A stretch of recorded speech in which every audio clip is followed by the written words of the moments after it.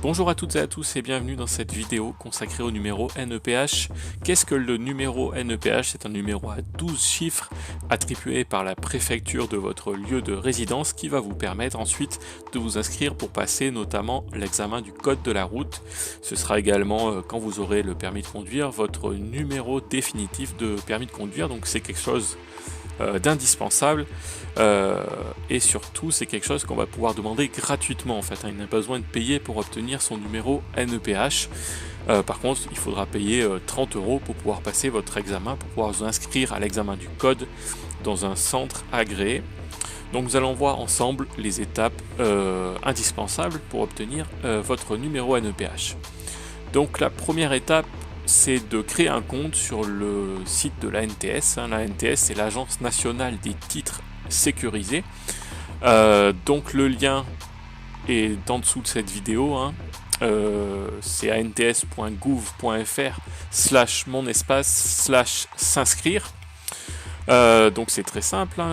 On va aller sur la page. Donc on a un premier titre qui s'appelle Mon compte. On va aller sur le titre dans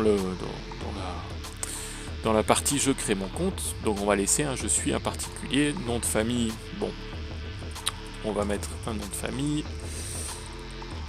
un prénom, une adresse email,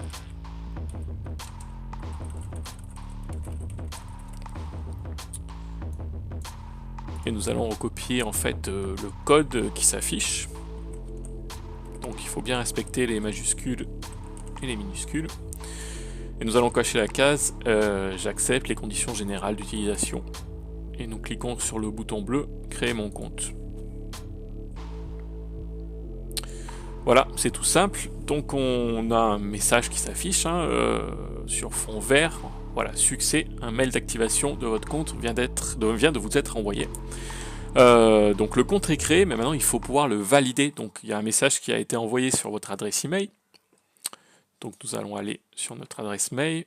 Effectivement, nous avons un message de l'Agence nationale des titres sécurisés. Activez votre espace ANTS. Donc c'est pour l'activation de votre compte. Donc attention, le message, le mail peut des fois se retrouver dans les spams, dans les courriers indésirables. Donc si vous n'avez pas reçu ce message, regardez bien dans les courriers indésirables, il y est peut-être. Donc là, pas grand chose à faire, il suffit de cliquer sur le lien ci-dessous. On clique. Bienvenue, voilà, donc on arrive sur notre espace, dernière connexion, donc c'est aujourd'hui, et on termine le formulaire en complétant. On choisit un mot de passe, donc c'est un petit peu compliqué le mot de passe, il faut 8 caractères, entre 8 et 12 caractères, des caractères spéciaux, des majuscules, des minuscules, donc le mieux à faire c'est de le taper quelque part, donc en mettant majuscules, minuscules, on peut mettre aussi des caractères spéciaux, etc.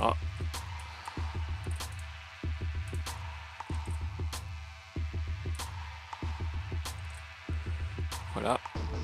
Là, il faut répondre à une question secrète, ça c'est pour pouvoir retrouver votre compte. En fait, si vous le perdez, on va vous poser une question. Donc, je sais pas, vous mettez par exemple votre acteur ou votre actrice préférée ou votre première voiture. Vous mettez une réponse. Me connecter. Voilà, bienvenue, nous sommes arrivés sur notre compte. Donc on a déjà passé la première étape, donc c'est la création du compte. Nous voici arrivés à la deuxième étape. Nous avons créé notre compte sur l'Agence nationale des titres sécurisés et nous l'avons validé en cliquant sur le lien dans l'adresse email. Donc maintenant nous allons faire notre demande de permis de conduire, donc notre demande de numéro NEPH. Donc dans votre espace membre, on va descendre, on va aller sur mon espace conducteur et demander un permis de conduire. On va prendre le cas général, vous n'avez pas d'affection particulière, de handicap particulier, vous n'avez pas de lunettes, de verre de contact, de lentilles, et on va s'inscrire pour faire une première demande pour le permis B1, le permis automobile. Donc on va choisir la première proposition, je m'inscris pour pouvoir me présenter aux épreuves du permis de conduire, et on clique sur continuer. Vous effectuez la demande pour une personne majeure et il s'agit d'une inscription pour passer les épreuves du permis de conduire. Catégorie demandée, catégorie B. Est-ce qu'une visite médicale est nécessaire? Non. Est-ce qu'une formation initiale minimum obligatoire est nécessaire? Non. Il s'agit d'un premier permis de conduire. Le candidat a choisi de suivre une formation AAC, donc l'apprentissage anticipé de la conduite, ou une formation de conduite supervisée. Donc nous on mettra non, mais effectivement si vous avez fait la AAC ou la conduite supervisée, il faudra mettre oui. Le candidat déclare comprendre et lire couramment le français, oui. Il n'a pas besoin de conduire un véhicule aménagé, donc on met non. Vous n'avez pas d'autres examens en cours. Vous n'avez pas de lunettes ou de lentilles de contact. Pas d'affection particulière, pas de carte d'invalidité civile ou militaire. On clique sur l'étape suivante, une fenêtre qui s'ouvre, on valide et on arrive à la deuxième étape, donc état civil. Donc on va remplir. Donc quand il y a une petite étoile en rouge, c'est les champs obligatoires, donc il faut mettre son nom de famille. Le nom d'usage, par exemple le nom d'épouse, le sexe, femme ou homme, premier prénom. Important, si vous avez plusieurs prénoms, il faut bien penser à tous les mettre, sinon votre demande sera refusée. Votre date de naissance, votre pays de naissance, donc le premier choix c'est la France, mais tous les autres pays sont disponibles. Votre département de naissance, votre commune de naissance, et on va cliquer sur étape suivante. Adresse contact, donc on va mettre l'adresse.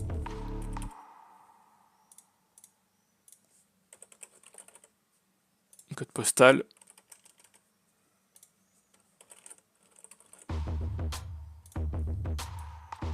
Les coordonnées, on peut vous joindre, ça c'est important parce que c'est là où vous allez recevoir en fait quand votre dossier sera terminé, quand vous allez recevoir votre numéro NEPH. Vous aurez un petit mail en vous expliquant qu'il faut vous connecter sur votre espace membre pour récupérer votre numéro. Donc c'est important que l'adresse mail soit bonne. Et on recommande également de mettre un numéro de téléphone pour recevoir un SMS. J'accepte que mes données personnelles soient réutilisées, donc ça c'est pour recevoir de la pub, donc a priori on va mettre non, et on va cliquer sur l'étape suivante. Nous sommes maintenant à l'étape 4, donc photo, signature, avec 3 propositions. Donc la première proposition, vous disposez d'une photo et d'une signature numérique, c'est-à-dire que vous êtes allé chez un photographe agréé à NTS. Vous en trouverez dans toutes les villes, dans toutes les grandes villes, donc c'est la solution privilégiée en fait, puisque vous allez aller chez votre photographe, il va vous prendre en photo et puis il va vous faire signer sur une tablette numérique et vous remettre un document, un papier avec un code photo signature numérique à 22 chiffres qu'il faudra rentrer dans la case juste en dessous des photographies.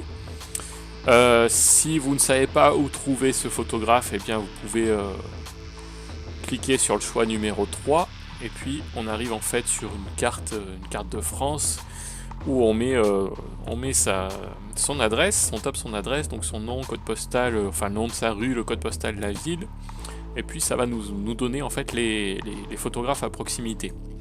L'autre solution c'est la solution numéro 2, c'est-à-dire la solution si vous disposez de photographies au format papier, hein.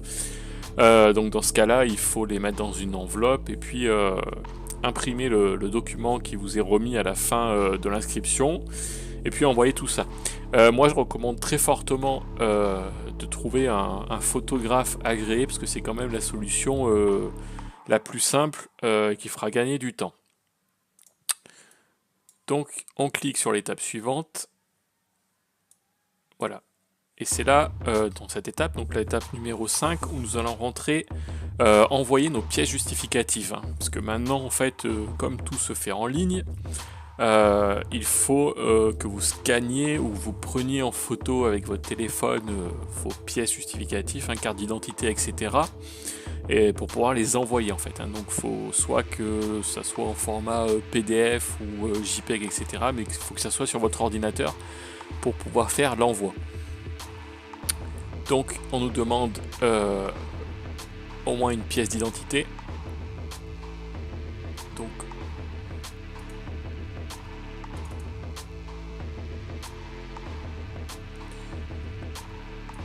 on met notre pièce d'identité, un justificatif de domicile.